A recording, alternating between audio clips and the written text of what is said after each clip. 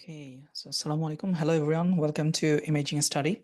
So today we are going to give you another example of different interesting cases that we have already given you.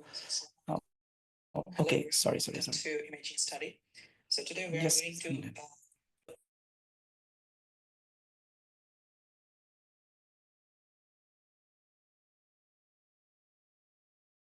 Okay, sorry for the sound disturbance. I'm just changing the audio option of another device that is connected to the Facebook. Anyway, so let's jump into our today's topic. So today, again, we are going to give you some interesting experience of different cases. Today, we are going to show you 10 ultrasound cases like before. And we have a bonus part today at the end of these ultrasound cases. So if you are interested, try to get connected up to the end part. Okay, so without any further ado, let's jump into today's session. I'm Dr. Mahin Ashraf. If you don't know me, I'm from Bangladesh, and we have already got a YouTube channel through which you know me, I think. So it's an imaging study. Fortunately, we have crossed 60,000 subscribers last week. We are very grateful to you because without your inspiration and your participation, it won't be possible to make a good future for us. Okay, so together we can build a good future, and we hope to see more subscribers in near future. Anyway, thank you for being with me, and this is again another gift for you. So let's start with the case number 1. So this is a 24-year-old male patient who came with the right iliac fossa pain. So let's see what we have got on ultrasound. So it will be an easy case because my first case is quite easy. Many people miss this one. So just to share with you, this is a blind-ended tubular structure we can see with curvy linear transducer. So usually when we look for the vermiform appendix, we always use linear transducer, but sometimes you may see it with the curvilinear one. So whenever you try to finish the abdominal ultrasound scan, always you should take the transducer. I always actually try to do that. It depends from country to country. So I put the transducer transversely and try to take a just quick snap of the mid clavicular lines and midline of the abdomen through the transverse section. So it gives an idea about any bowel lesion and any significant or any confusing part, so that we can evaluate that part with the linear transducer later. So on the right iliac fossa, I suddenly got this one, and this is a tubular structure. It apparently looks like a vermiform appendix, so we need to use the linear transducer here. Again, if you look carefully, you can see a very big echogenic thick area surrounding it. So this is nothing but the thick and fat layer, which we on our CT scan, we see it as a fat stranding area. So let's use the linear transducer here. And with linear transducer, now you can see this blind-ended tubular distended, and obviously it was non-compressible structure of intestinal origin. And it is a blind-ended, and the other end is connected to the cecum, though due to surrounding thick and fat layer, sound is getting attenuated, so it's very difficult to go deeper. But you can see surrounding thick fat layer. And if you look at the wall, now the question arises about the wall. The patient has complained for 4 days. Now, it is the time to get changed into the gangrenous one. Now, we are confused about that. We need to evaluate whether there is any perforation, whether there is any gangrenous change. So we need to look it with different settings. So we change the setting of the linear transducer. We change the preset actually. So with different contrast, different setting, you may find something else. But fortunately, there was nothing here. So we can see the wall is quite thickened. So the gut signature is present, but it's not as good as it is seen in the regular cases. So it's just getting changed to the gangrenous one, I think, but we need to confirm it. So this is the appendix. So just with another view, you can see this vermiform appendix, which is distended, obviously. Now, just I'm looking it from different angle just to exclude perforation, because if I can get any localized collection from any part, I would magnify the image and try to locate any focal point of perforation, but there was no point of perforation present here. So this was a case of acute appendicitis. The appendix diameter was around 11 millimeter. No matter how you measure, it's more than 1 centimeter here. So if it is more than 6 millimeter in the compressed state, then we should suspect it as the distended vermiform appendix. Now we are just trying to exclude gangrenous change. There is a confusion between the presence or absence of gut signature in this case, because we can see some echogenic layers, but it is not as good as it is seen in regular acute cases. So we put the color Doppler and on power Doppler here. And on power Doppler, you can see there's a good amount of vascularity within the wall, not only the surrounding part, within the wall. So if it is a gangrenous appendix, the wall vascularity will get absent frequently because it's having some gangrenous change. So this is another point with which you can differentiate, but usually if you follow up this patient without any treatment, just 1 or 2 days later, then you will get no vascularity and it will get gangrenous change quite well. So here we can see the prominent wall vascularity in this patient, and this was a case of acute appendicitis. Okay, this was an easy case. Let's jump into the second one. So this is a 67 years old. It's a male patient, and he complained about recurrent right hypochondriac pain. So 2 cases of right abdominal pain. Okay, let's see what we have got on ultrasound. So here you can see just putting the transducer at the right costal margin at around the tip of the 9 costal cartilage. You can see the gallbladder, and you can easily understand that there is a calculus within the gallbladder lumen.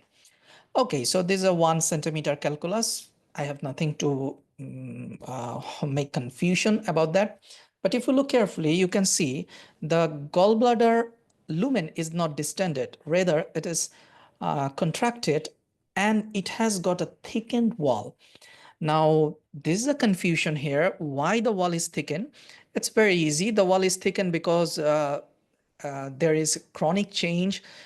Patient has the history of recurrent pain. So this will be a chronic calculus cholecystitis. Okay, so I don't have any thing to bother about that one. So you can see the wall is thickened. It is the lumen is contracted. So it was difficult to find the gallbladder, but we could manage it. So the wall is thickened. So this is a case of chronic calculus cholecystitis. But there is a question. When you see a chronic change or chronic wall thickening, so the wall is usually echogenic, like due to the fibrotic change, the wall gets echogenic.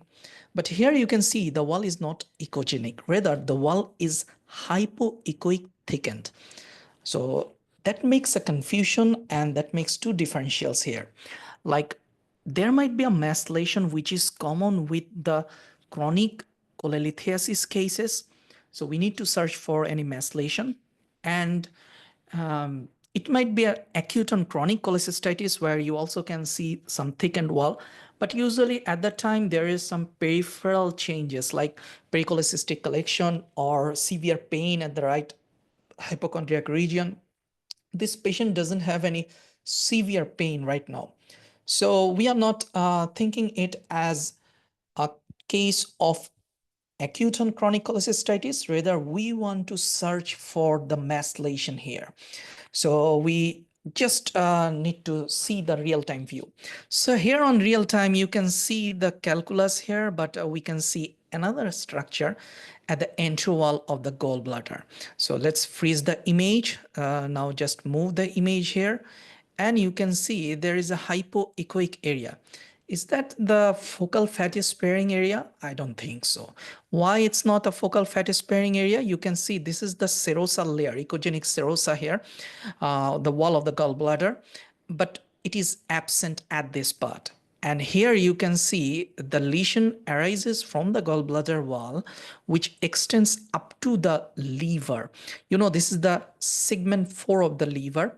Today, at the no, okay, I should not say, but okay, at the end of this session, we'll just have a small session for the hepatic segments, which is already got many times requested. So we'll just have a brief about the hepatic segments. If you need, you can just stay up to the end of this session. So this is a mass lesion that arises from the gallbladder wall, I think, which already got invaded to the hepatic parenchyma. So just move a little. Yes, here you can see the surrounding fat plane is thickened quite here. And this is an irregular heterogeneously hypoechoic mass which extends up to the liver. So you need to check carefully when you find a case of chronic calculous cholecystitis. So this is a mass lesion. Gallbladder mass is very notorious usually. So they usually comes with metastatic features. Okay, so anyway, this is the mass lesion from the anterior gallbladder wall. No, this should not be the perforated gallbladder, if it was perforated, there should be some acute history, but there is no acute painful history. Again, it might be a chronic case, it might be a cystic lesion or something like that. It formed like a solidified area, whatever. So we can easily differentiate it. How can we differentiate whether it's a perforated content or it's a mass lesion? With using the Doppler ultrasound. So we will use the Doppler today. So just another view of this mass, which is already got invaded or to the hepatic parenchyma. Let's use the power Doppler. So here we are using the power Doppler. Now you can see there is a prominent vascularity from the posterior part here and coming towards the anterior part to supply this area. You can see prominent vessels are supplying. Also from the anterior aspect of the gallbladder, there is another vessel which is trying to supply. This is the cystic artery actually, which comes through the anterior wall of the gallbladder. And it is also giving some branch here to supply the part. So if it was a perforation, then there is no need to supply the perforated content actually. So when you are seeing the area getting very good amount of vascularity, it's not perforation, rather it's a mass lesion. And usually you will see this might be a case of adenocarcinoma on histopathological examination. So this is the mass lesion, and it's getting supply from the surrounding vessels. Okay, so this was a case of chronic cholecystitis with cholelithiasis, and obviously a mass invading the hepatic segment 4, which got originated from the anterior gallbladder wall. Okay, so it was difficult sometimes to see a contracted gallbladder with a mass lesion. We were fortunate to find that. Now come to the case number 3. This is a 19-year-old male patient who had a history of a blunt trauma on the back of the knee, that is the popliteal fossa. So he came with the left popliteal fossa lump and pain. So there is a history of trauma, the physical assault was there. Okay, so let's see here what we have got on ultrasound. So here you can see the surrounding fat plane or skin is quite edematous. So you can see a very heterogeneous hypoechoic to anechoic area at the popliteal fossa region. Now the question arises about the differentials of this case. The first one should be the hematoma. Obviously, patient has a history of trauma. And the second one should be the inflammatory collection or abscess. Well, if it was an abscess, both are painful. Patient has severe pain. You can't touch actually at that part. But there is no history of fever. The patient has history of this situation happened just after the trauma. So we'd rather go for the hematoma in this case. So why it is quite anechoic? It's anechoic because it is in a chronic stage, getting changed. Okay, so if the patient comes just after the trauma, you'd see the content would be much brighter than this one. So after 2 to 3 days or 4 days, it will get changed. Now, again, another confusion about this patient, it is located at the popliteal fossa. You know, there are so many vessels at that part, so many nerves at that part. So this lesion may compress those vasculature. So we need to evaluate the popliteal artery and the popliteal vein, and obviously their branches and tributaries also. So here you can see, just look at that, but this is the transverse section. There is something here, I think. So just let me freeze at the perfect moment. So you can see these are the, just let me freeze here. So these are the popliteal vessels going through this area, which we'll see a little bit later. Now just come a little inferiorly, and here just let me freeze the image. So here you can see this is the tibioperineal trunk, and above that this is the vein, tibioperineal vein. So they're showing some venostasis here. You see some venostasis, that is rouleau formation or something like that. So vein is not moving as having a spontaneous flow. There's non-spontaneous flow here. And this is the small saphenous vein, which is trying to drain into the popliteal vein here. It is also showing some hazy internal area, which is also the venostasis. So that means the veins are not having a good flow towards the popliteal vein or towards the superficial femoral vein. So it is happening because of the compression that is caused by this hematoma. So they are just trying to block the venous pathway. But fortunately, this patient has no arterial abnormality, which we have already checked. So this is the popliteal hematoma happened due to the blunt trauma. And you can see there is the peroneal vein and the tibioperoneal vein. Both are having the venostasis, and also the small saphenous vein is showing the venostasis. This is due to the compression at this part at the popliteal fossa. No, this is not the thrombus.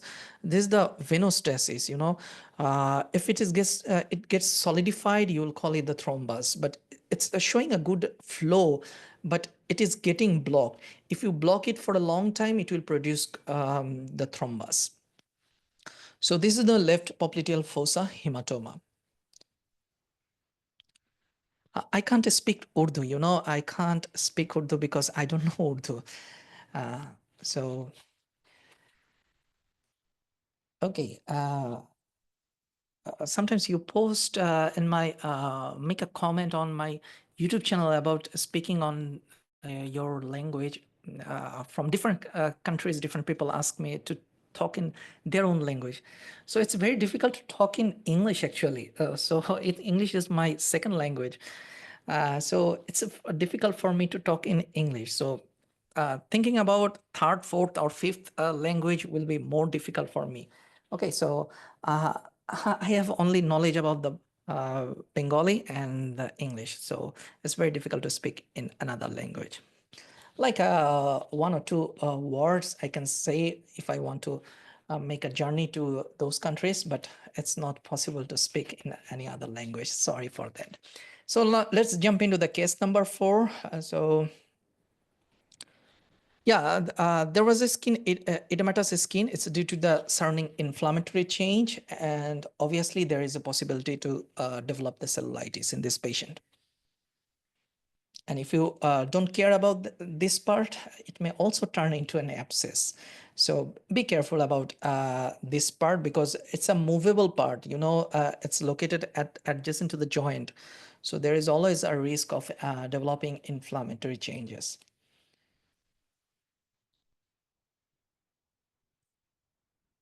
Yeah, we should call it, we can report it as venostasis or rouleau formation or non-spontaneous flow, depending on your center's choice. But you definitely should should report it because the hematoma is well known. This patient is having hematoma. This patient is having inflammatory change over the skin. Everybody knows that. The clinician wants to know about the vascular changes at that part. So whether this lesion is compressing the popliteal artery or popliteal vein, they want to know about that. So we just want to inform them that this lesion is compressing the venous channels, so there is a venostasis going on there. So if you tell them that there is a venostasis, they will get confused why there is any venostasis for this popliteal hematoma. You should also mention that this lesion is compressing, because you can see that with clinical examination, it's very difficult to say for me. But with ultrasound, it's quite easy to see the compressing situation going on at the popliteal fossa in this patient. Okay, so let's jump into the case number 4. This is a 48-year-old male patient who came with a history of penile injury during the sexual intercourse, 5 days history. So now patient came with periurethral bleeding. So patient told me that the bleeding has already got improved, but during sexual intercourse, he's facing some blood mixed situation going on. So I was very confused because the patient had penile injury just 5 days back, and why he's having some intercourse in between this time. So it's very confusing. Anyway, so let's jump into the penile region. You can see the transverse section of the penis here with the linear transducer. It's quite confusing. Just let me freeze the image. So this is the quite better part, where you can see this is the corpora cavernosa and this is the corpus spongiosum. Everything looks heterogeneous, I know, so I will see it on a different view. So let's jump again. So you can see there is an echogenic area at this part. You can see another heterogeneously hypoechoic area at this part. So we need to solve a lot of things here. So let me freeze again at this part. You can see these two are the corpora cavernosa. You can see an echogenic area here, which can be a hematoma, which can be a fibrotic area. And if you look here, this is the corpus spongiosum, which shouldn't have any anechoic area at this part. You know, it looks anechoic. It's not like other areas. There is something going on at this part. So let's jump into another view. So here you can see this echogenic heterogeneous area still present on a different preset. So I'll just try to see the penis with the different presets. It gives a good vibe to your eyes, and let's help you to diagnose any tiny fibrosis going on in the penile part. So this area is the area for fibrosis or hematoma. Now, if you go for the linear long section, you may easily differentiate it whether it's a hematoma or it's a fibrotic area. But this is the common site where you see the penile fibrosis in the cases of Peyronie disease. So I asked the patient about the erection-like pain. So patients say that the patient is having erectile dysfunction related problem for a long time, like for some years or something.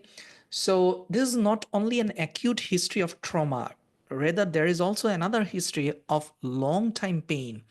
So, okay, that's okay. So there might be a fibrosis, but this is a long fibrosis, you know.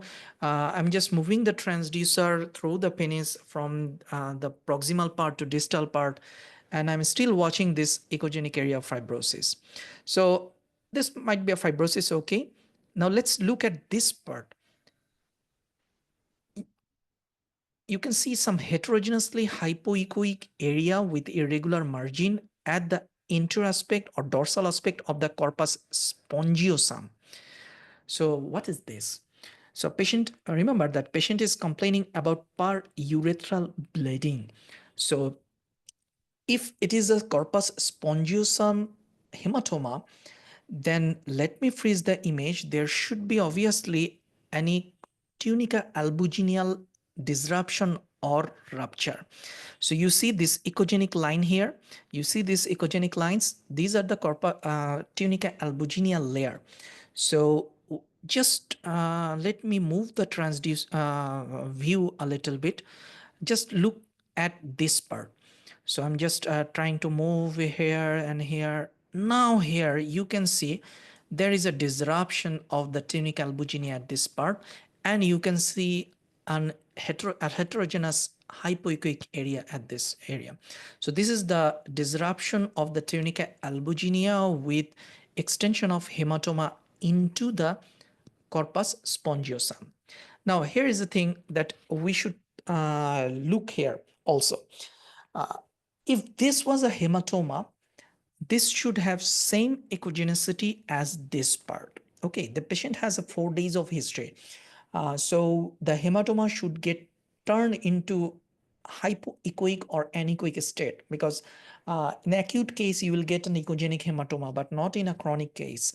So this is the hematoma. So this hematoma should look like similar to this, but it is not similar. It's echogenic. So this is a fibrosis, and which is also help the patient to get a traumatized situation, or maybe patient had a history of another trauma previously, but this time he has ruptured his corpus spongiosum.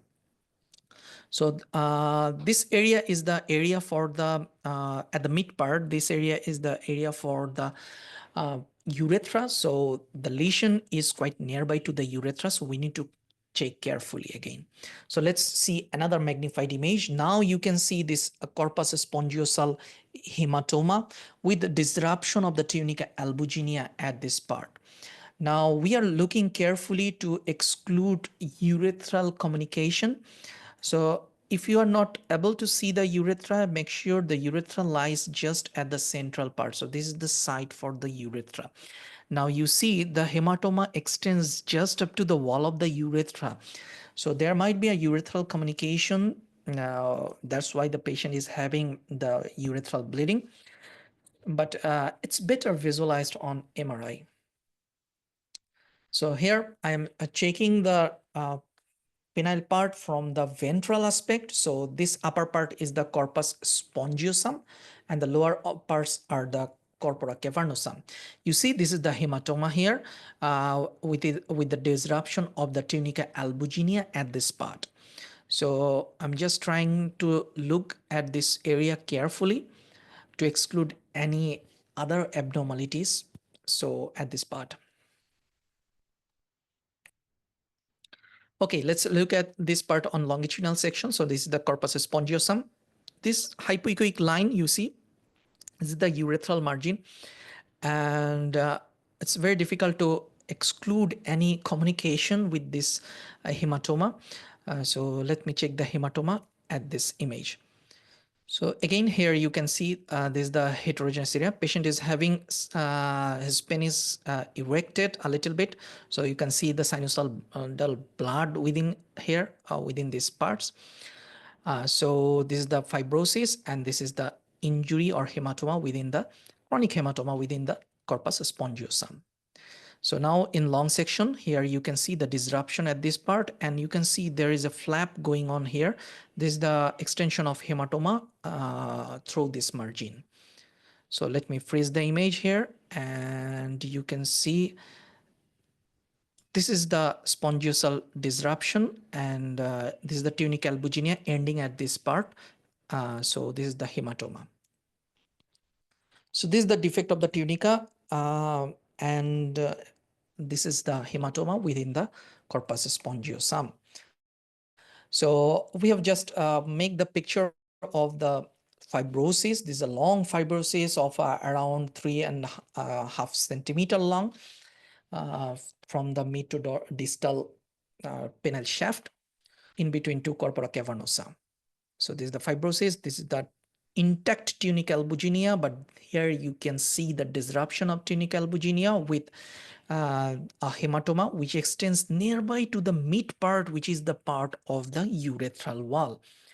So here again, another picture of the tunical disruption and the hematoma here. Okay, so in a big description, the distal corpus spongiosum injury with the tunica albuginea disruption and old hematoma along with penile fibrosis. So this hematoma extends up to the margin of the distal urethra, but exact communication could not be ruled out, which can be easily understandable with the MR imaging. So this feature suggested as a grade 4 penile fracture. So in grade 4, you will get the spongiosal injury with urethral injury or without any urethral injury, but possibly these are commonly associated with the urethral injury. So now let's jump into the case number 5. So this is a 82-year-old female patient. So that's good. We have got at least a female patient. And she complained about the right lower limb intermittent claudication. So this is a case of Doppler ultrasound. Let's look at the lower limb evaluation. So here is the right lower limb patient complained about. So patient was sent for the right lower limb vascular Doppler study. And here you can see these are the right external iliac, common external iliac artery, common femoral, superficial femoral, and deep femoral arteries. All are showing multiphasing wave pattern, but on the superficial femoral artery, you can see there is no diastolic good amount of flow. So we are suspecting something is going on in the next future or afterwards the superficial femoral artery. So let's look at the popliteal artery. You know, when there is a distal stenosis, you will see the diastole is just getting lower and lower or getting absent. So whenever you see there is no diastolic flow or something going on here, you should think about the distal stenosis. So here we look carefully about the distal superficial femoral artery. Now it is getting narrowed and the lumen is getting very narrow. You can see this is the wall, outer wall. So there are echogenic plaque within this part and causing the narrowing of the lumen. Now let's jump into the popliteal artery. So here's the popliteal artery, which is showing a very narrow lumen. So we took the sample from this part. You can see a monophasic flow or with a spectral broadening, and the velocity suddenly got increased at this part. So which indicates that there should be a severe stenosis at this point. And by visualization, you easily can see the lumen is very much narrowed. So let's take some measurements, though the measurement is not accurate here, but you can easily understand that the lesion or plaque is causing more than 70% or severe stenosis at this point within the popliteal artery. Okay, so let's jump into the real-time view. Here you can see this is the flow within the popliteal artery. And you can see a big heterogeneous plaque having some areas of calcification, and it is causing a severe luminal narrowing at the popliteal artery. So if you make this type of narrowing at this part, then the distal vessels like perineal artery, posterior tibial artery, and obviously anterior tibial artery, all will show you a dampened wave pattern. So we need to carefully evaluate those vessels also to exclude their own lesions. So here on transverse section, you can see here is also the venostasis within the popliteal vein. And on popliteal, so there should be another venous problem going on here. But here on this artery, you can see a very narrow lumen on cross section. So this is a severe stenosis of the popliteal artery. So we have put the color Doppler. You can see the vessel lumen is getting very low amount of flow.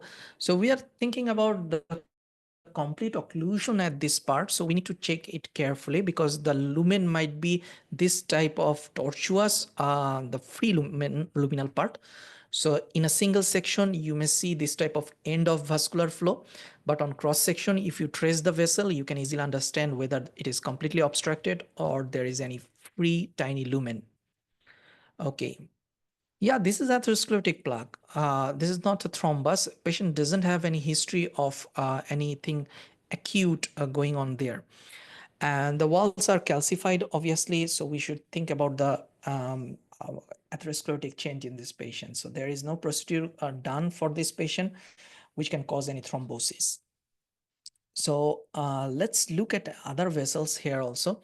So here is the long section of the popliteal artery, which is ending as the tibioperoneal trunk after giving the branch of anterotibial artery, which is not shown here.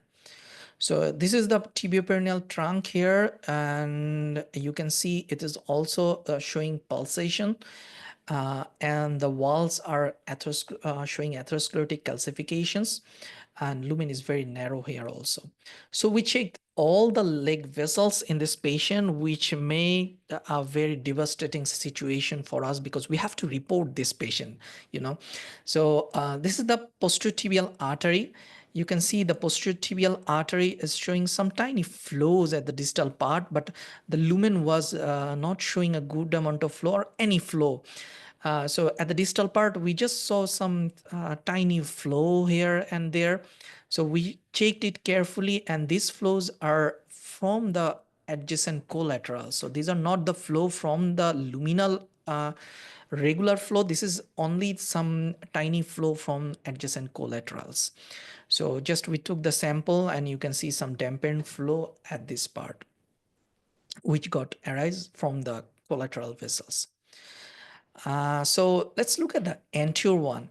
So this is the anterotibial artery, which is also showing the dampened flow, and the lumen is very narrow here also.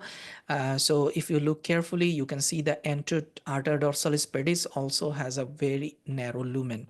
So these are all vessels showing the monophasic dampened wave pattern, which we call the tardas parvus previously. Now we call it as a dampened wave pattern. So there was another finding, though I don't have any video of this area. This patient had also posteriotibial vein thrombosis, and there was also anterotibial vein thrombosis, but these are not good view to demonstrate. So these are the reason for the change of the popliteal vein. We show you that the popliteal vein was showing some venostasis in this patient, which may be an association for this thrombosis. Okay, anyway, a big report, just a very tiny bit of summarization. So this was a case of severe peripheral arterial occlusive disease. Nowadays, we call it a PAOD, peripheral arterial occlusive disease of the right lower limb, which is causing subtotal to total occlusion of the distal posteriotibial artery with development of collaterals. There was severe stenosis of the popliteal artery, as well as TP trunk, tibioperoneal trunk, and proximal posteriotibial artery. There was a moderate stenosis of anterotibial and artery dorsalis pedis, which we can easily understand with this grayscale ultrasound, along with the use of color Doppler. Obviously, not only in using the pulse wave Doppler, because pulse wave Doppler will make you confused here, because they will show you only the dampened wave pattern due to proximal severe stenosis. So you should obviously use the grayscale and color Doppler to understand the stenosis at this type of situation. So there was diffuse atherosclerotic change in the rest of the arteries, and there was also deep venous thrombosis involving the posteriotibial vein at the lower leg and the anterotibial vein at the upper mid leg. That was confusion.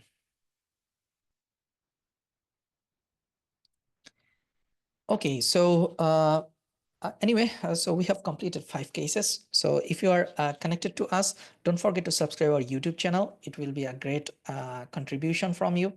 We have already got 60,000 plus subscribers, and we are trying to give to you many videos in recent days, just to encourage you to get connected with us and try to share our knowledge with you. And you make so many comments in our videos, which also help us to share our knowledge, and together we can build a good community. So if you are from my local country, so we have another session of renal vascular Doppler ultrasound tomorrow. This is only for the local people, because it will be conducted in our local language, not in English or any other language. So we can't invite foreigners here, unfortunately. So we have to make this type of arrangements for the foreigners in some future. Okay, so now come to the case number 6. the 6 to 10 are the difficult cases usually. So get ready for that. So this is a case number 6.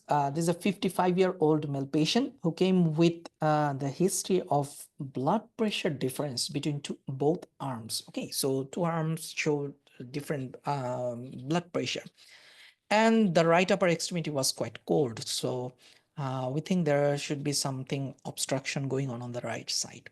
So patient was sent us to evaluate the right upper limb vessels and also the uh, right carotid, total carotid system actually.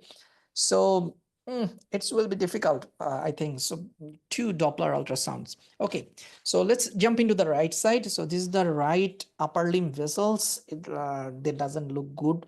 So you can see the flow velocity is very poor. You can see some monophasic flow within these arteries. So 13, 18, 13, 11, this is very poor vascular flow on the right side. So let's look at the left side. Similar vessels, ulnar and radial arteries. Now you can see they have good amount of vascularity with multiphasic wave pattern. So I think there is something proximal abnormality going on the right side. So let's look at the right proximal arteries. So we checked up to the subclavian arteries. All are showing some dampened flow or monophasic flows here. You see the subclavian artery has only 28 centimeter per second of flow. This flow is not sufficient to supply your whole arm. So the patient is having some problem. We checked all the fingers. All the fingers had vascular flow, but the velocity was extremely low. So we think there should be something proximal abnormality going on in this patient. So we check the left one, and left one shows very good flow throughout the all arteries. So there was no problem. So definitely there should be something abnormality going on the right proximal part. So we checked up to the subclavian. Let's look at the carotid system. Now here you can see the right carotid system. They are all showing the um, monophasic wave pattern of the dampened pattern, you can say. So you can see slow rise of systole. We call it tardus parvus previously. Now we call it dampening or dampened wave pattern. So it indicates there is definitely any proximal stenosis going on. So we need to check more proximal parts. So there might be any problem at the arch of aorta. There might be a problem in the root of aorta. But if there was a problem on the root of aorta, there should be problem in the left side also. So we check the left side, and left side shows normal vascularity. There is nothing abnormality going on here. Both the common and internal carotid artery is showing good amount of flow. Rather, the left internal carotid artery is showing a very high velocity. Uh, it has got a moderate stenosis. I am not interested to show you that part because it's not the principle for this case. So let's look more proximally. So when we look at the more proximal part, you can see, let me freeze the image here. So this is the brachiocephalic trunk, and this is the subclavian artery, right subclavian artery, and this is the right common carotid artery, which is ascending from this part. So if you look here, this is the brachiocephalic trunk. It doesn't look like anechoic. Rather, you can see something is going on here. You can see an echogenic or heterogeneous plaque within the brachiocephalic trunk, which is causing the stenosis at this area. That's why you are getting uh, dampened flow within the arm vessels and within the neck vessels on the right side. So no, there was no aortic dissection. If there was any other aortic dissection, you would see problem in both sides actually. So if there was problem in aorta, there should be problem in both sides, but we can see only problem in the right side. So we need to go more proximal, more proximal. Now, when we entered into the brachiocephalic trunk, you can see there is a big plaque here, which is causing almost more than 80% stenosis at this area. So this is the reason for why the patient came with these abnormalities. So if the patient is sent to you for only evaluating the carotid or the upper limb system, if you find any dampening of the flow, you should definitely go more proximal to find exact cause of the lesion. So though it's not always easy to find, but you may try. So this was a case of severe luminal stenosis of the brachiocephalic trunk, not to mention the right or left, because the brachiocephalic trunk only lies on the right. So let's jump into the case number 7. This is a 75-year-old female patient. Okay, so the patient came with right upper abdominal pain and respiratory distress. So this will be an interesting case, I think. Uh, I have forgotten about this case. Suddenly, when I was scrolling through my cases of last year, I suddenly found this case today at the evening time. So I just put it here. So this was a case of tricuspid regurgitation. You see, this is the heart, and this was a. I'm not good in echocardiography, so ignore my quality of image. So here you can see on the right side there was a tricuspid regurgitation, a good amount of tricuspid regurgitation present. So we need to search for hepatic abnormalities. So we expect some inferior vena cava, hepatic venous, and portal venous abnormality in this patient. So let's jump into that part. So patient came with right-sided mild pleural effusion. There was a pleural effusion, so you can see there is absence of the mirror image artifact at this part. Okay, so we check the inferior vena cava here, and the inferior vena cava highest and lowest diameters are measured. In case of a maximum um, diameter, it was 24 millimeter in the expiration phase, and during inspiration it got 19 millimeter. So the range is within normal limit. You know, the inferior vena cava should be less than 25 millimeters, so it is quite within normal limit with less than 50% collapse. Okay, and now, if you look at the portal vein, it is dilated and it is showing directional wave pattern. We call it now bidirectional wave pattern. It is happening due to the tricuspid regurgitation. Is a very common association. And if you look at the hepatic vein, it is showing a prominent A wave at this part. So the regurgitated flow is very high in this patient. Okay, so these are all features of the tricuspid regurgitation association, and I'm not showing you this case for this one. So again, another feature present in this patient. If you look here, this is the inferior vena cava, which is giving a tributary here to the kidney. This is the right kidney, and you can see the right sided renal vein is quite dilated in this patient. So the patient has an echogenic kidney. Both kidneys were echogenic. So these are all association of those tricuspid regurgitation. So I'm not focusing on this part. So why I'm showing you this case? Let's look at the aorta in this patient. There was an incidental finding here. So this is the picture of the aorta. You can see the aorta, you can see another thing. You can see a ball within the aorta in this patient. So I'm showing you this case for this picture. So you can see a ball trying to go to the heart or just trying to go downwards, whatever. So this tiny structure, what can it be? Is it a thrombus? If it was a thrombus, with this force, it would get just removed. So we need to evaluate it a little bit. So let's look at another transverse section. And here you can see on transverse section, this is the aorta, this is the inferior vena cava. You can see the part of the liver.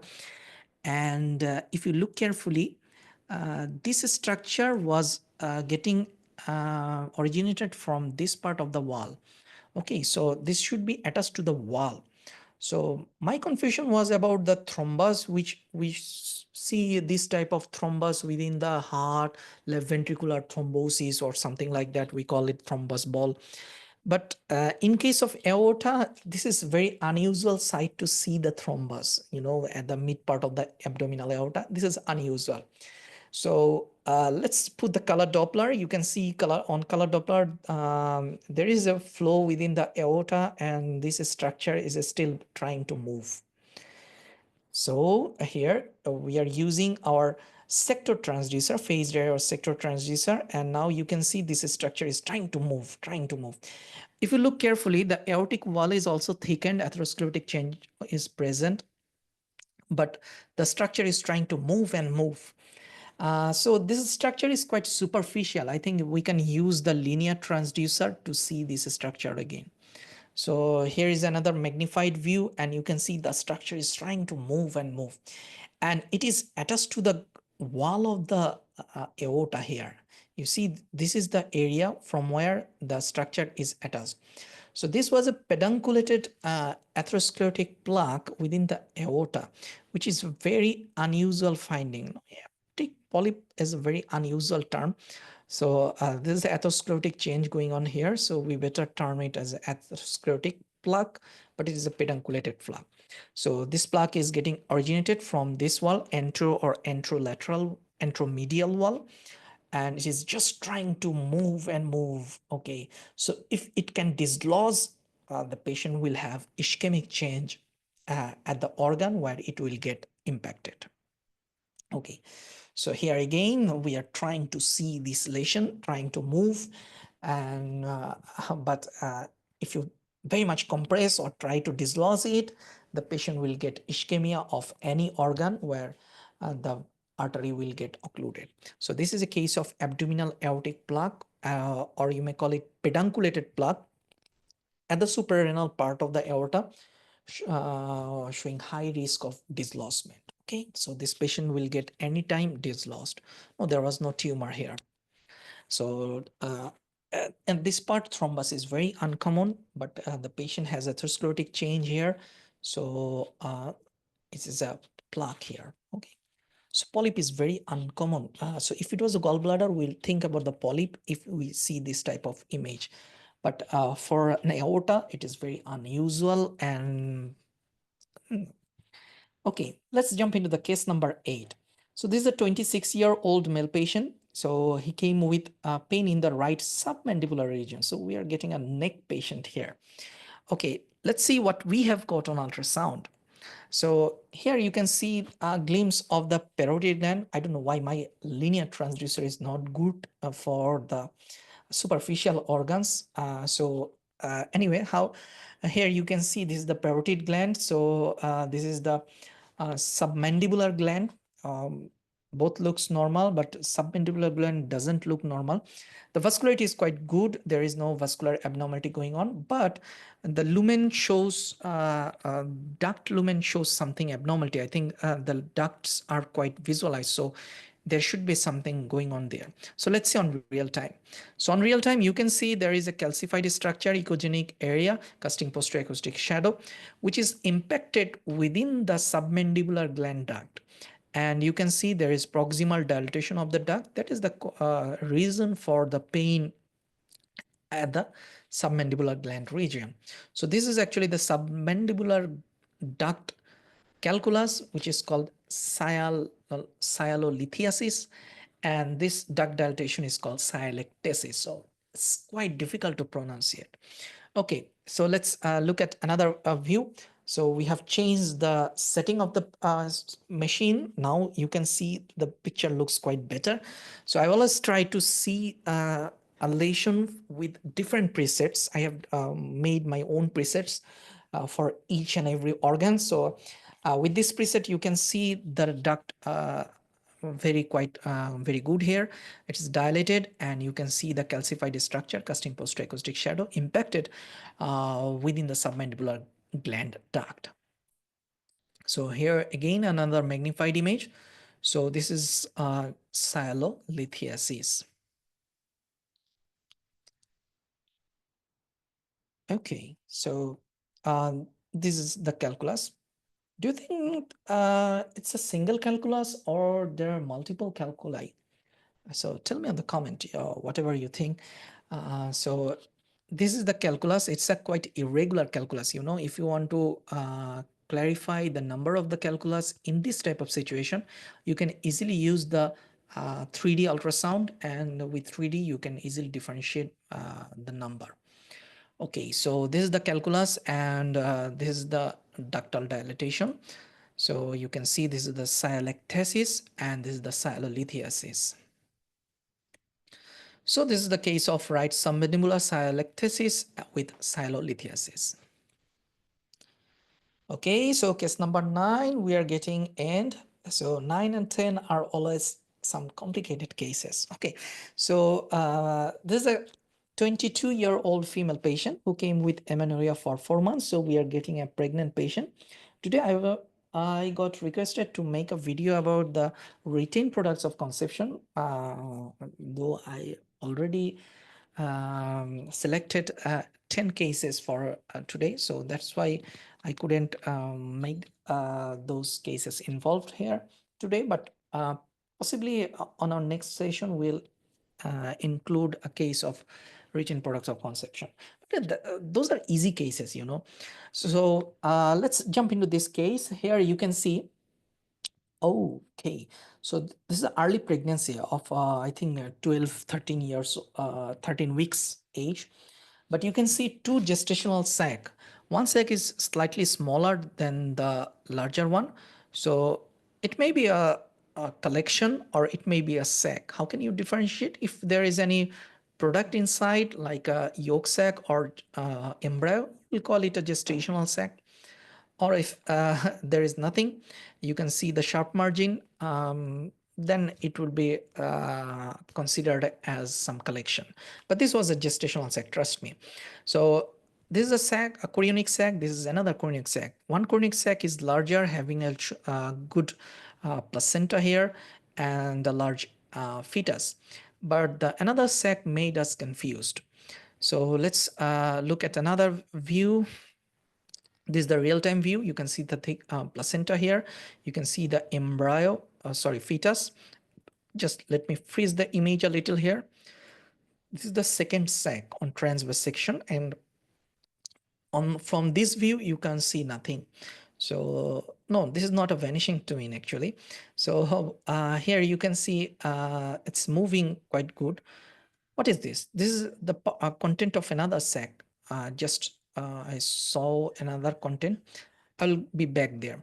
So you can see this fetus looks quite good, and just let me freeze the image. This is the view. You see this echogenic structure here. It is quite round. It might be a dead embryo. It might be a yolk sac.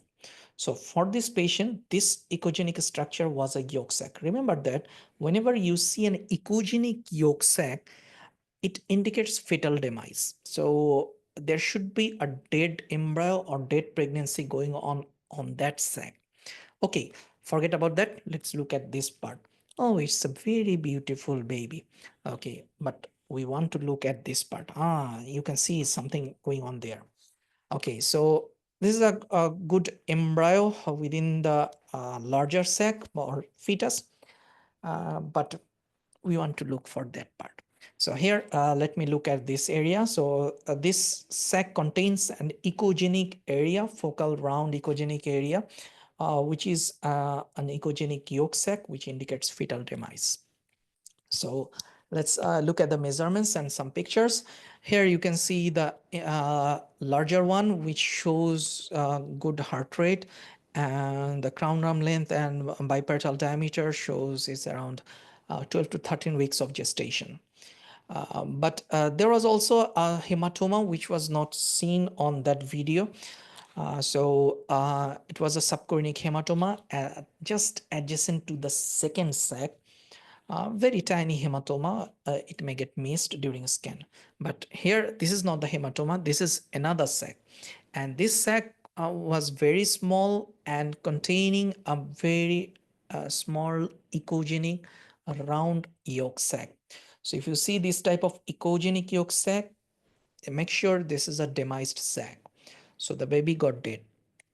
Okay, so this is the dead sac and this is the alive sac.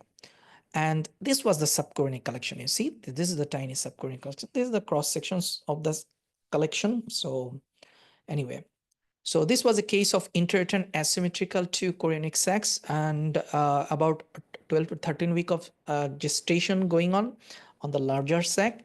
But the smaller sac shows an echogenic yolk sac, which indicates demise. and there was a tiny subchorionic hematoma also. Okay, last case, case number 10. Uh, this was a complicated case for me. I was very disturbed with this case. Unfortunately, just one day ago, this patient had gone through another ultrasound scan, which made the confusion in this patient. So I was very confused and I feel very unsafe to do this scan.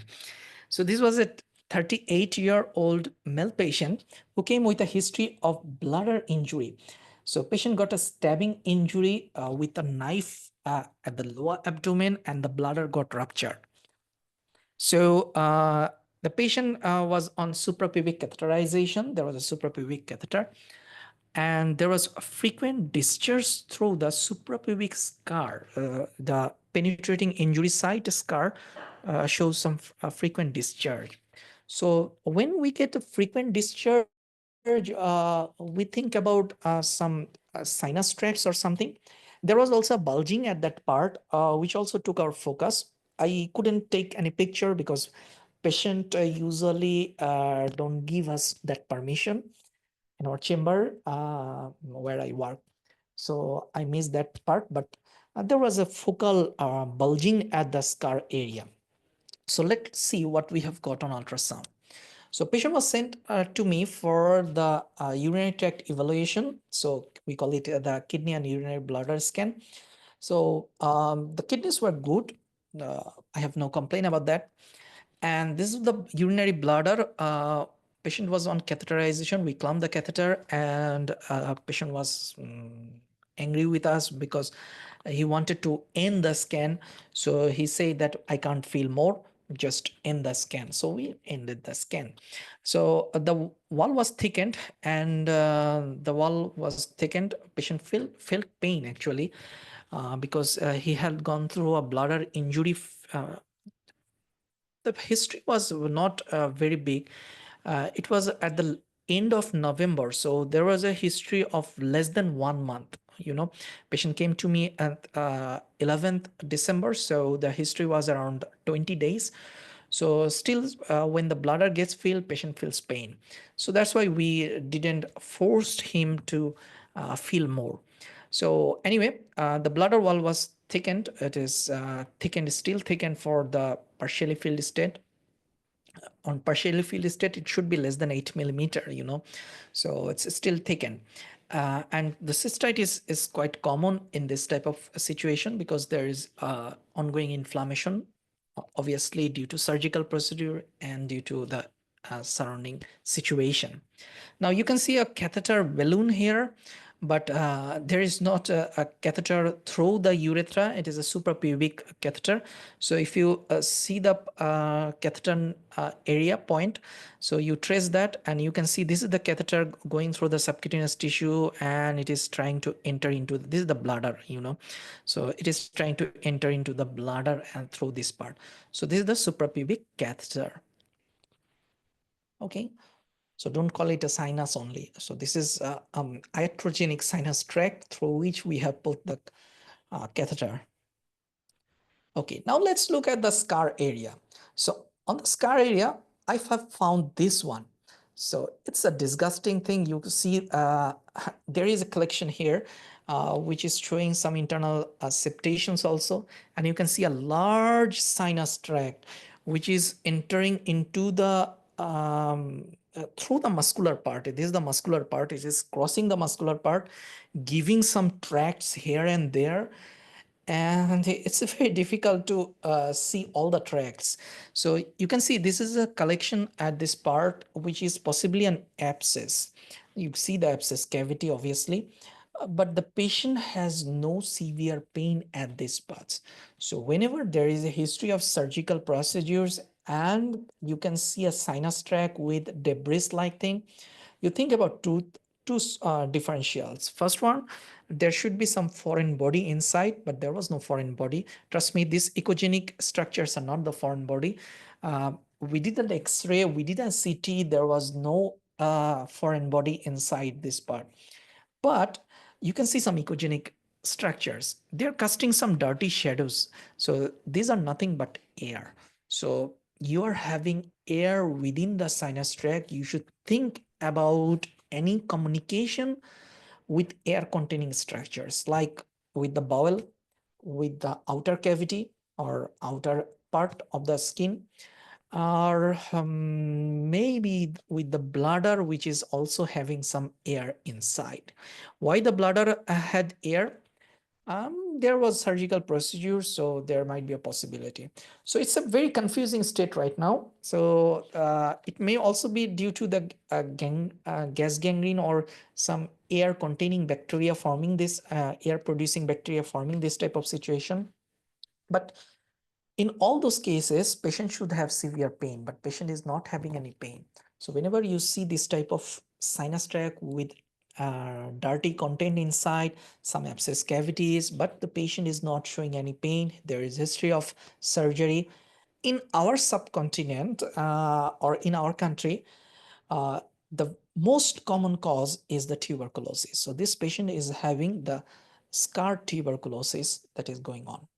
So this is a case of tuberculosis. This is still not proven, but patient had just given the sample when I did the ultrasound. So here you can see this is a very big sinus tract, and it is giving some other tracts here. And at the upper part, it's forming an abscess cavity. Here from different angle, you can see another tract here. It is going here and here. This is the part of the urinary bladder. This is the urinary bladder. So you can see the pathway.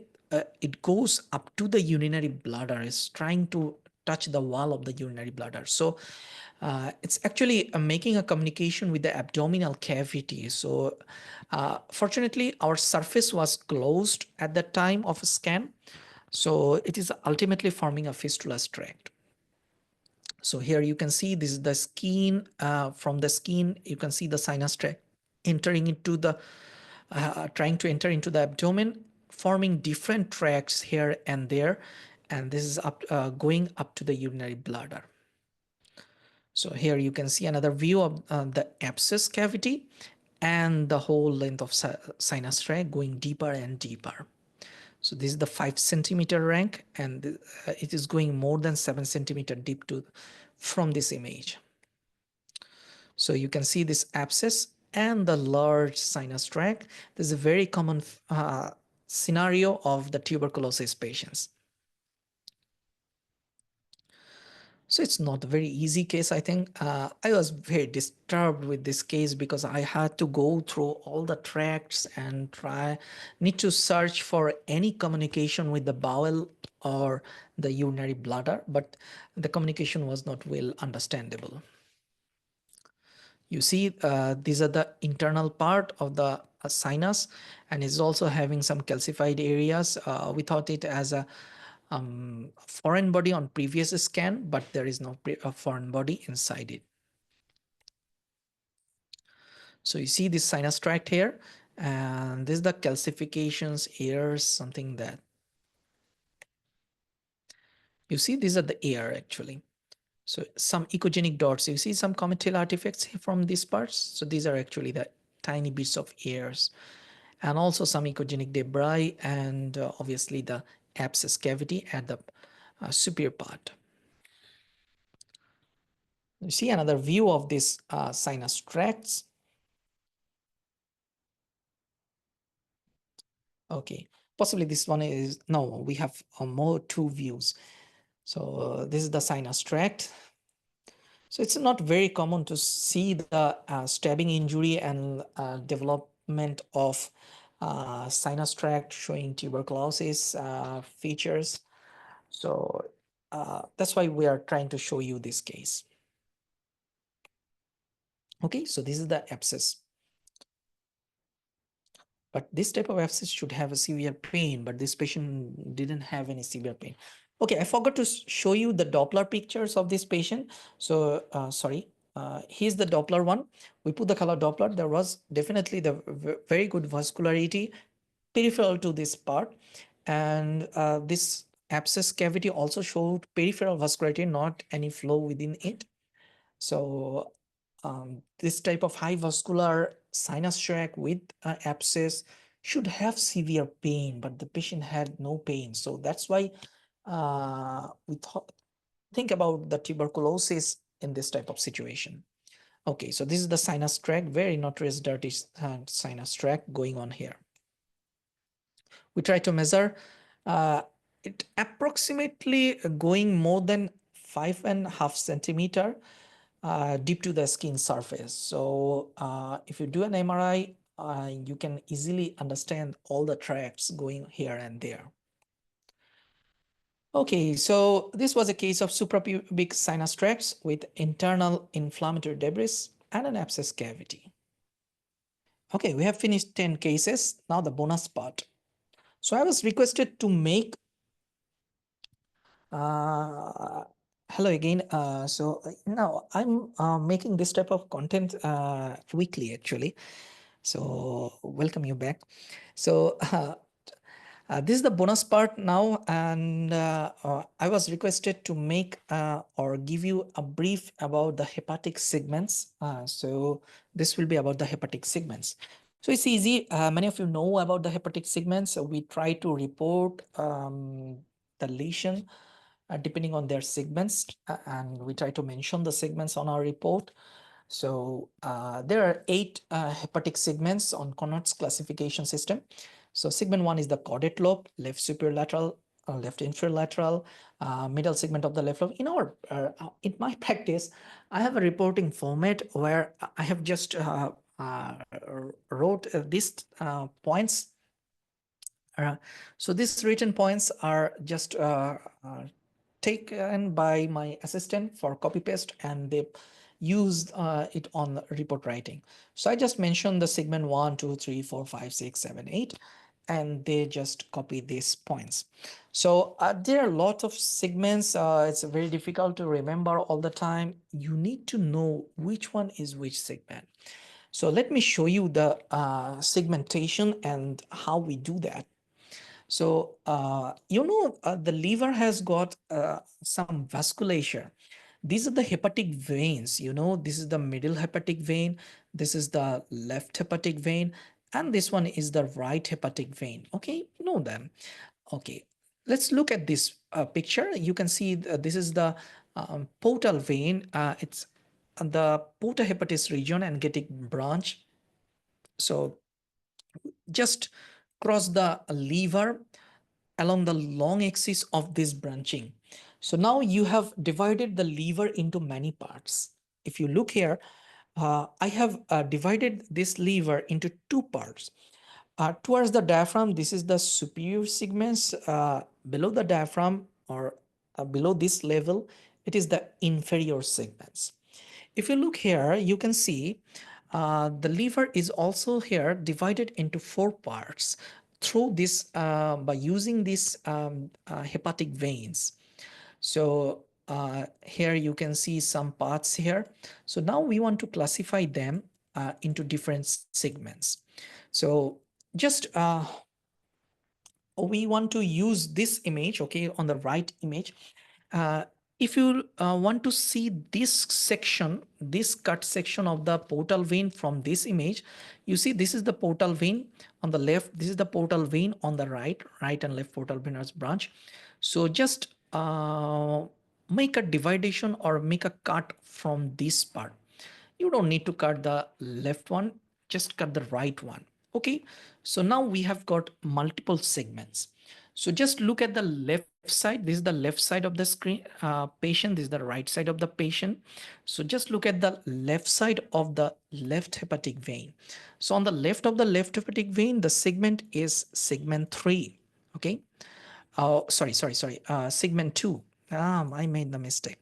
Okay, so in between the middle hepatic vein and left hepatic vein, we have 2 segments. We have the segment 4 and we have the segment 3.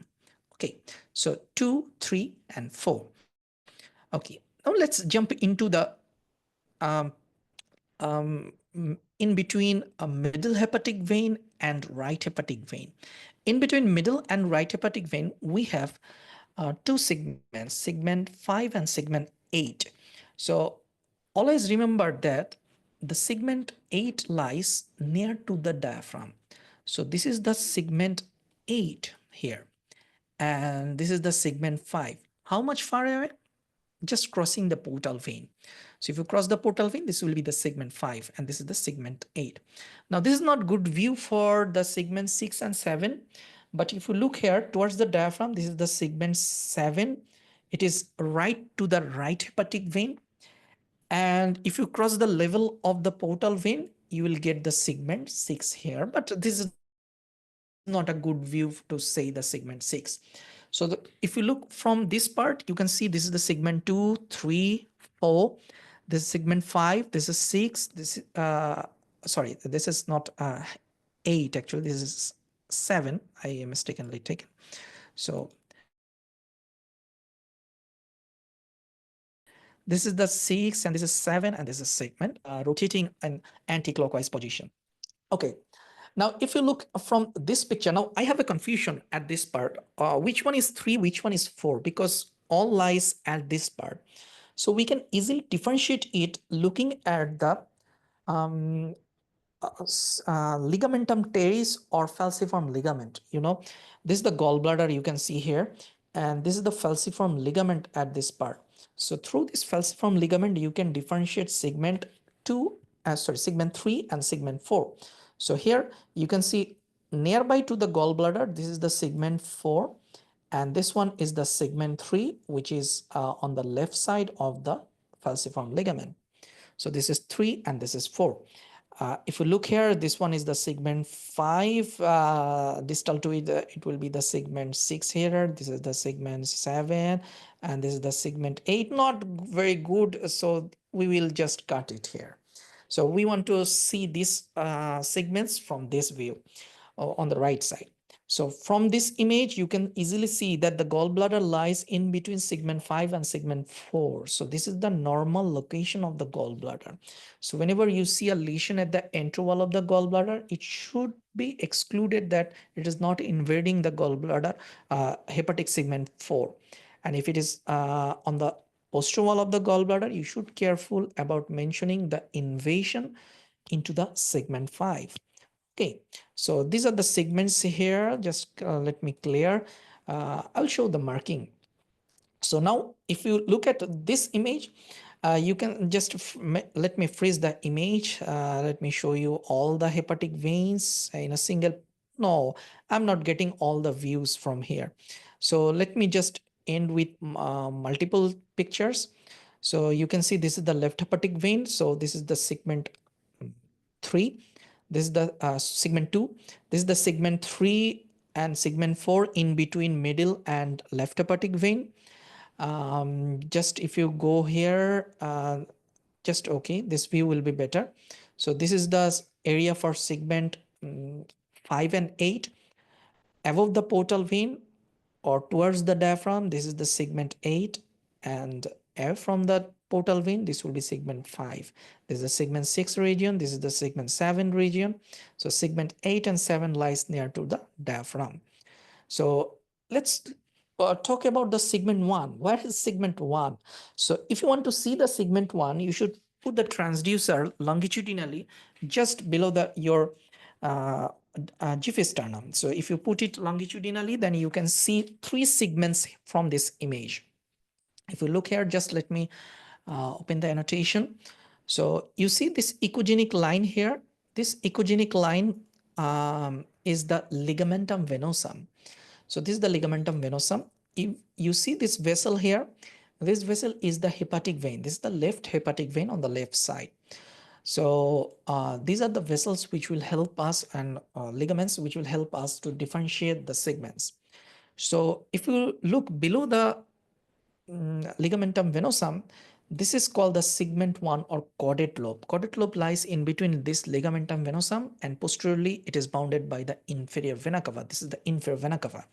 So this is the vena cava, this is the ligamentum venosum, and this is the caudate lobe. Now let's jump into the left hepatic vein. We say that left hepatic vein divides the segment 2 and 3. So nearby to the heart, you will always find the segment 2. and nearby to the stomach, you will see the segment 3. So if you see a lesion at the segment 3, you should definitely talk about its invasion into the stomach wall or its relation with the lesser sac. And if you see a lesion at the segment 2, you should be careful about its communication with the thoracic cavity, which is uncommon. So forget about that. So the heart lies near to the segment 2 and stomach lies near to the segment 3. And the caudate lobe or segment 1 lies near to the inferior vena cava. So this is segment 1, segment 2, and segment 3. Let me just finish it. Okay, let's jump into this picture. So now you can understand which are the segments.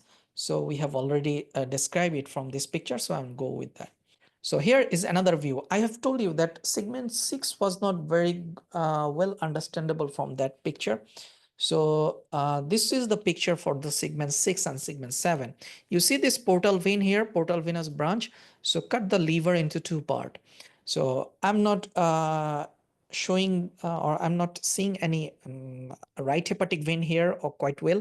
So I'm not going for the segment 5 and 8, but I can see the portal vein here. So I just want to cut the liver here through a transverse section.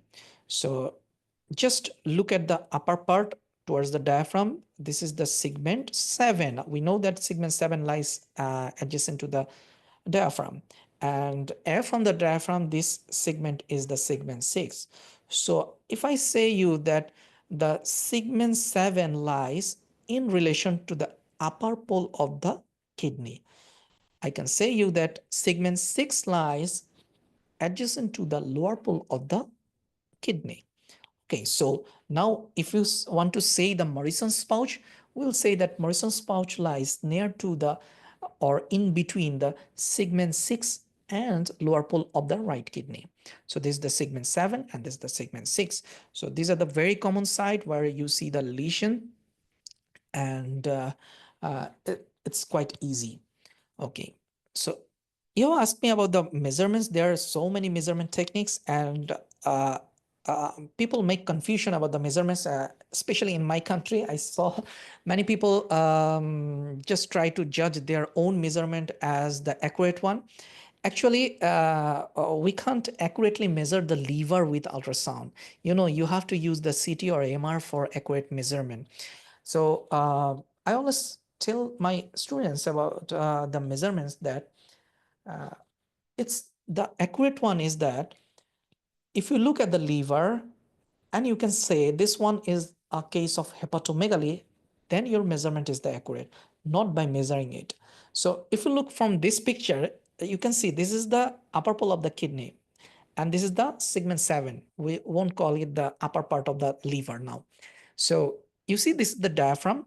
So diaphragm is nearby to the segment 7. It is nearby to the upper pole of the kidney. So all lies nearby. But if you see a patient which is showing the upper pole of the kidney far away, sorry, this is not far away.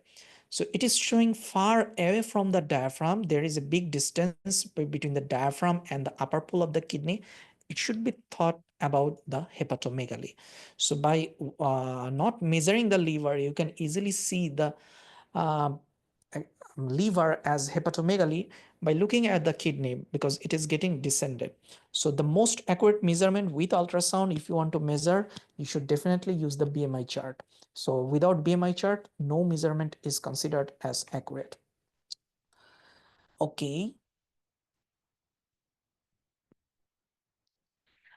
If I'm not making any mistake, there is no grade 4 fatty change. Okay, so there is grade 1, 2, and 3. So it is not necessary to be hepatomegaly in case of fatty liver, but it is a common association.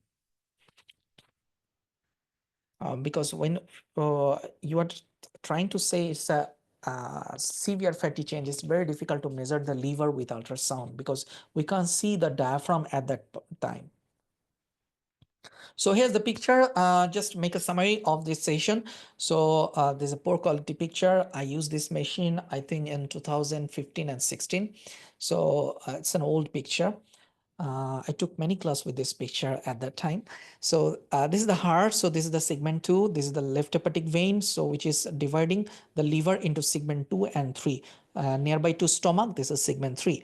This is the ligamentum venosum. So this will be the segment 1 and this is the inferior vena cava. So look at this picture. You can see the gallbladder. So you can see the ligamentum teres or falciform ligament area.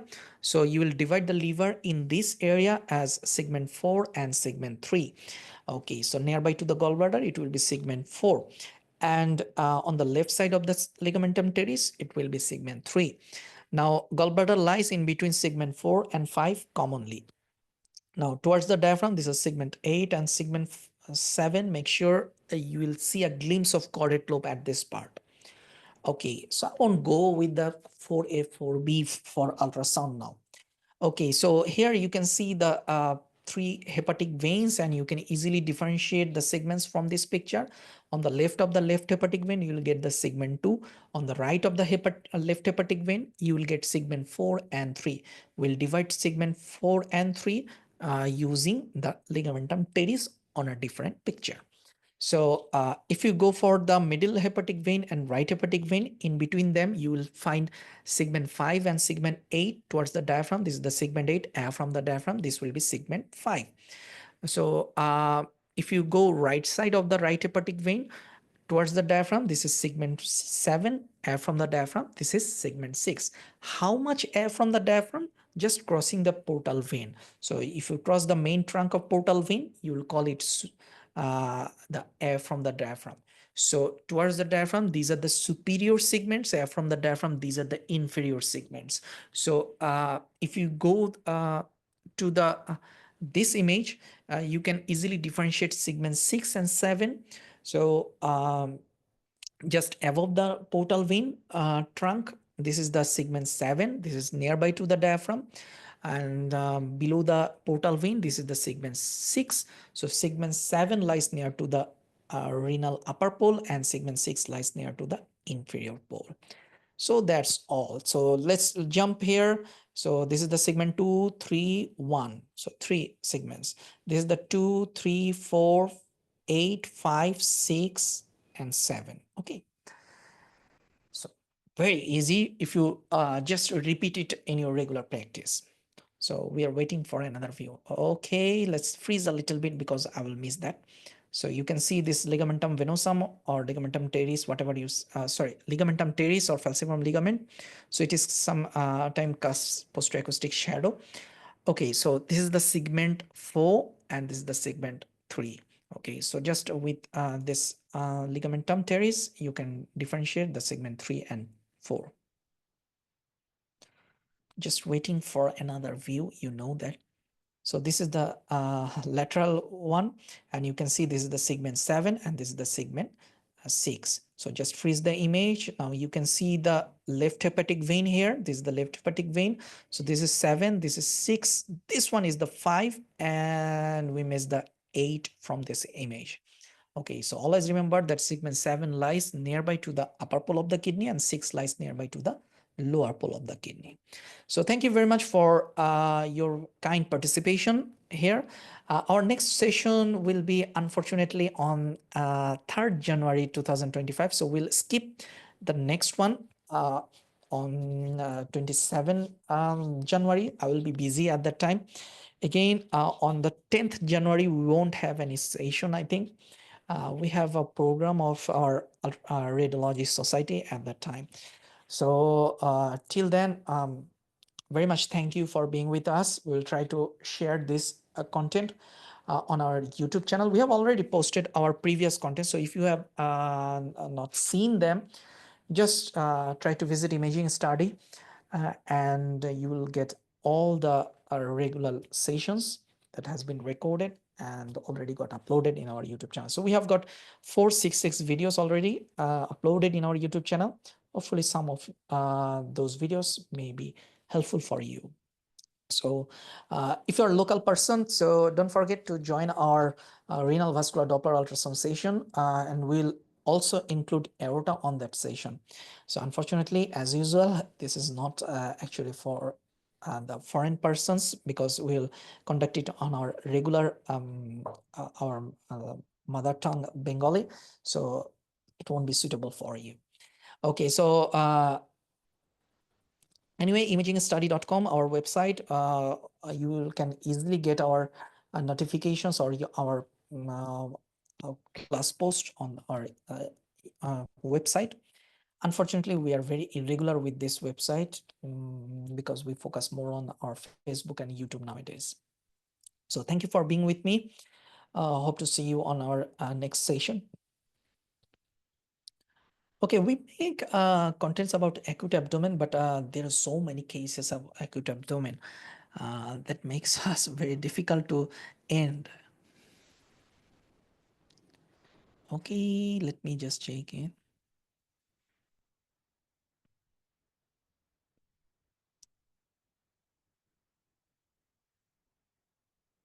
Today we had many participants. Somehow got left, but we had a good participant, I think.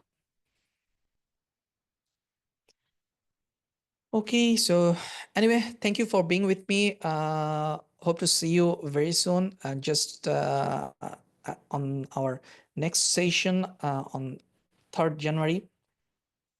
Till then, thank you for being with me. See you on the next one. Have a nice day.